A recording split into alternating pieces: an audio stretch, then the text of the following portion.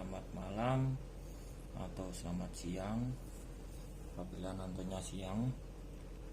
Kali ini saya pihak owner Lestari Motor ingin sedikit berbagi tips untuk kalian para pemula ataupun mekanik yang sedang berkembang dan ingin memperdalam ilmunya di bidang noken as ya. Banyak sekali pertanyaan dan masukan-masukan dari netizen ataupun teman-teman juga disuruh membahas tentang noken as. Sebelum saya membahas lebih dalam, saya ingin berbagi tips untuk kalian yang ingin bisa mengcustom atau cam ulang noken as atau membuat noken as baru dari bahan mentah. Ada sedikit dasar-dasar yang wajib diketahui oleh mekanik yang ingin memodifikasi ya. Langsung saja, ini ada sedikit contoh yang sudah jadi dengan bahan noken as mentah ya. Ini ditambah daging yang sudah di custom ulang. Ini hanya contoh saja, tapi akan saya jelaskan ini semua nanti. Tolong jangan di skip untuk kalian yang memang pengen bener-bener tahu tentang seluk-beluk mesin 4 tak, apa fungsi noken as, dan bagaimana filosofinya noken as, apa efek durasi, LSA, dan juga pemahaman tentang karakter motor ya. Akan saya jelaskan semua. Mungkin apabila nanti terlalu panjang akan saya bagi menjadi part 1 dan part 2 untuk memangkas video biar enggak terlalu lama ya. Langsung saja, untuk yang pertama ini yang wajib dipahami oleh mekanik. Nomor 1 ini wajib paham siklus mesin 4 tak. Untuk kalian para pemula harus paham dulu bagaimana sistem kerja mesin 4 tak, sistem langkah hisap, langkah kompresi, langkah usaha maupun langkah buang. Harus tahu siklusnya terlebih dahulu. Nanti akan saya jabarkan semua ya. Untuk yang kedua, kalian harus paham tentang karakter motor yang akan dikerjakan. Entah itu kalian menggarap motor dengan spek standar pabrik atau dengan spek sudah stroke up sekian, piston sekian, kompresi sekian, nah misalkan gitu. Nanti ada penjelasannya lagi ya. Cukup panjang kalau ini dibahas sangat dalam, akan sangat memakan waktu ya. Jadi akan saya jelaskan inti-intinya saja, semoga dipahami nanti. Untuk yang ketiga, wajib paham makna durasi, LSA, dan efek samping. Efek samping ini maksudnya ketika kalian membuat ukuran durasi sekian dan LSA sekian, apa efeknya di mesin, apakah enak atau enggak, atau cocok atau enggak, seperti itu maksudnya. Oke, sampai di sini paham, semoga dimengerti. Langsung kita jabarkan terlebih dahulu untuk nomor 1 ini ya, siklus mesin 4 tak. Di sini kalian bisa melihat gambar ya. Untuk langkah pertama, ketika kalian melihat noken as seperti ini ya, terutama ini hanya sebuah contoh, jangan dilihat bentuknya ya. Untuk langkah pertama dengan posisi seperti ini ya, yang pasti awal sentuh klep itu di bagian ini. Ini adalah bagian exhaust. Kalian harus paham dulu mana yang in dan mana yang X ya. Yang pertama ini bagian exhaust atau langkah buang. Makanya saya akan mengurutkan ini nanti mulai dari langkah buang terlebih dahulu. Ini ilustrasi pergerakan noken as, dan ini ilustrasi pergerakan piston dan bukaan klep ya, untuk yang bawah. Langsung saja kita awali dulu di langkah usaha. Langkah usaha adalah langkah kerja mesin setelah mendapatkan percikan bunga api dari pengapian atau busi ya. Jadi ketika busi menyala dan bahan bakar terbakar, otomatis akan menimbulkan power atau langkah usaha dan membuat piston bergerak turun. Ilustrasinya ini, yang nomor 1 ini langkah usaha, posisi piston bergerak turun. Dan ketika beberapa derajat piston sebelum TMB atau titik mati bawah, klep X atau exhaust sudah membuka. Kenapa seperti itu? Karena biasanya siklus mesin kan nggak selalu di RPM sekian. Misalkan di RPM 1000, kadang kan bisa lebih dari itu, kadang bisa sampai 10.000 RPM. Jadi putaran piston ini nanti ketika semakin cepat akan tidak stabil. Makanya posisi bukaan klep harus dibuat lebih awal untuk membantu, kayak misalnya posisi masuk dan keluarnya bahan bakar agar bisa pas sesuai timing mesin ya. Jadi sebelum piston mencapai TMB, exhaust sudah persiapan membuka, dan ketika piston akan bergerak naik, exhaust sudah terbuka penuh. Jadi gas sisa pembakaran bisa terbuang secara sempurna ya. Jadi ini proses langkah usaha, dan beberapa derajat sebelum ini nanti kalian bisa tentukan sendiri durasinya atau angkanya di sini ya. Ilustrasinya seperti itu. Lalu untuk yang kedua, langkah buang, piston bergerak naik dan klep exhaust terbuka penuh. Posisi pelatuk biasanya ada di kisaran sini ya. Ini langkah buang. Setelah langkah usaha, ini kalian bisa lihat sendiri seperti ini profilnya. Jadi maksud dari tonjolan noken as itu seperti ini, dan saya jabarkan melalui gambar, semoga dipahami ya. Setelah proses buang, nanti piston akan mendekati titik mati atas, dan ketika di titik mati atas, sebelum titik mati atas beberapa derajat sebelumnya, klep in yang dari karburator itu sudah mulai membuka untuk persiapan memasukkan bahan bakar baru untuk disiapkan nanti di proses langkah-langkah selanjutnya ya. Jadi sebelum TMA, klep in sudah terbuka, yang berakibat ketika ini ya, piston berusaha naik, waktu langkah buang belum selesai, klep in sudah terbuka. Ini biasanya dinamakan proses overlap, proses bilas kalau biasanya orang bilang.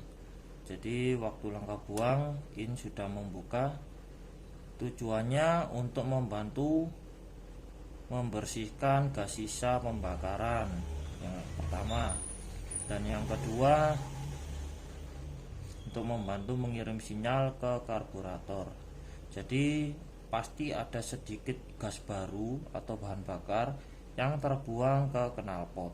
Ilustrasinya seperti itu, karena dalam tempo ini di garis tengah ini posisinya masih langkah buang seperti itu. Dan setelah piston bergerak turun, klep X mulai menutup beberapa derajat, lalu klep in terbuka penuh. Ini baru proses hisap yang sesungguhnya, mulai garis ini sampai garis ini.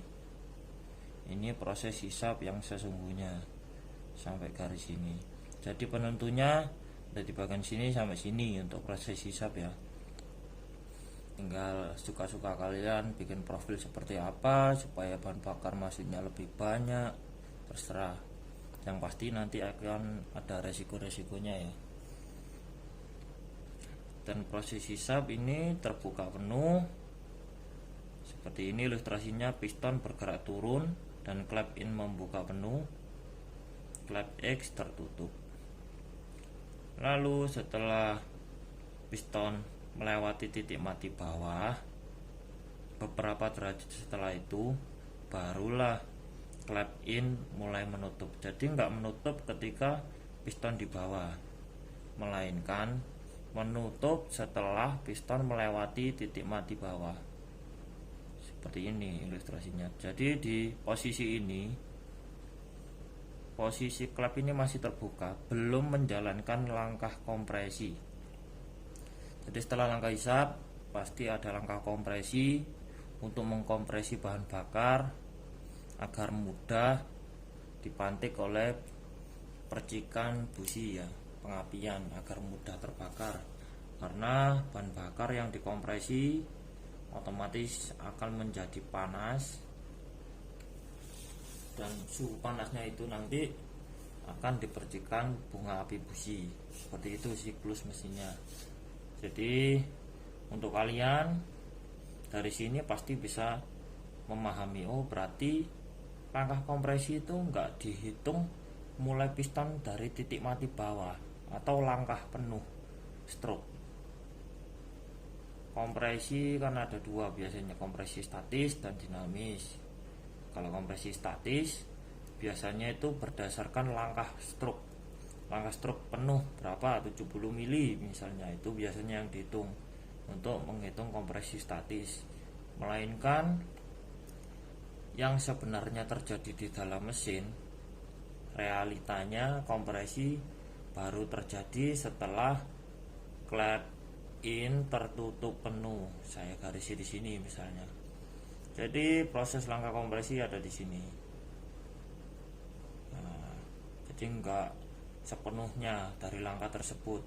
Dari situ kalian akan bisa menentukan berapa durasi in menutup ketika langkah kompresi untuk mendapatkan kompresi yang kalian inginkan.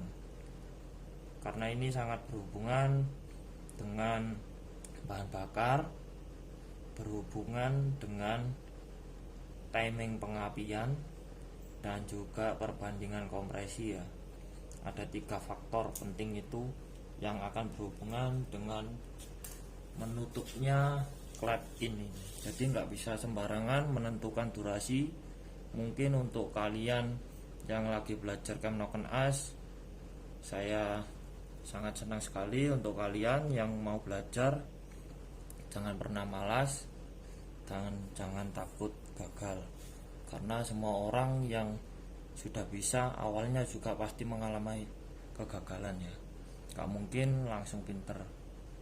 Saya pun sampai sekarang masih terus belajar dari kesalahan, kegagalan, dan sampai menemukan patokan-patokan yang pas untuk spek-spek tertentu. Itu juga awalnya dari kegagalan. Jadi jangan pernah takut untuk mencoba ya. Lalu ini masih pembahasan di nomor 1 ya, tentang siklus mesin 4 tak.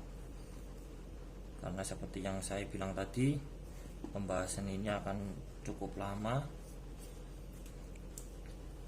makanya akan saya bagi di part 1 dan part kedua. Lalu tentang siklus mesin 4 tak, saya sudah membuat kesimpulan-kesimpulan seperti ini. Semoga bisa dipahami ya.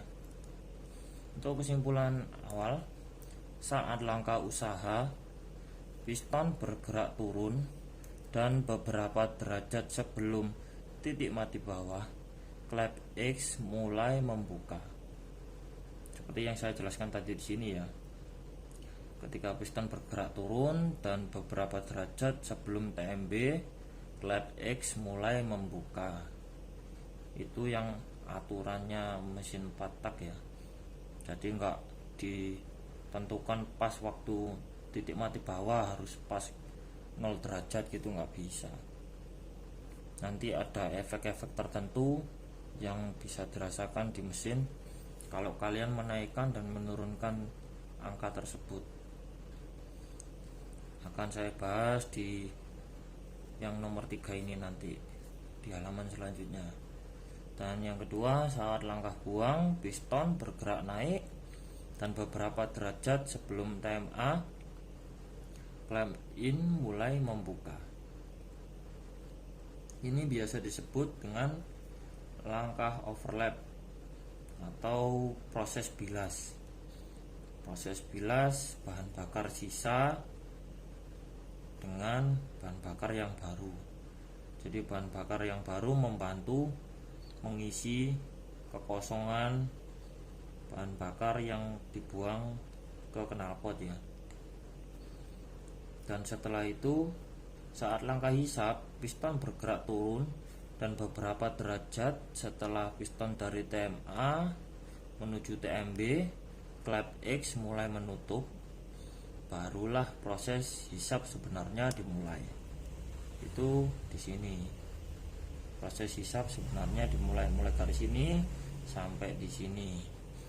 Itu proses hisap yang sebenarnya.